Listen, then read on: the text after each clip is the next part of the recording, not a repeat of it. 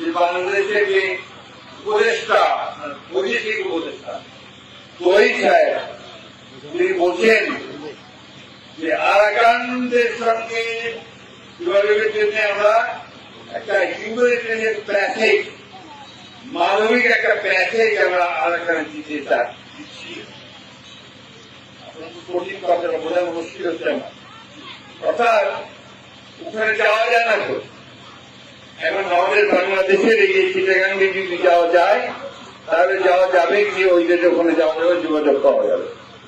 আমার কথা হচ্ছে যে আজকে বাংলাদেশকে ওই জায়গায় পৌঁছতে হলো যে বাংলাদেশকে এখন আপনার একটা প্যাসেজ দিতে হচ্ছে, হিউম্যানিটেরিয়ান প্যাসেজ দিতে হচ্ছে।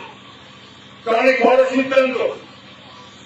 এই সিদ্ধান্তের সঙ্গে আমাদের স্বাধীনতা, সার্বভৌমত্ব এবং ভবিষ্যতে এই অঞ্চলের শান্তি স্থিতিশীলতা জড়িত আছে।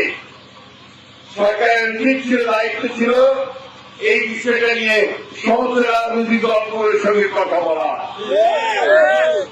এটা কথা না বলে তারা এককভাবে সিদ্ধান্ত নিয়ে আজকে এই হিউম্যানিটেরিয়ান প্যাসেজ বলে তারা জায়গা দিচ্ছে। আমাদের মানুষকে সাহায্য করার ব্যাপারে কোন আপত্তি নেই, জাতিসংঘ উদ্যোগ এটাকে সাহায্য করার ব্যাপারে আপত্তি নাই।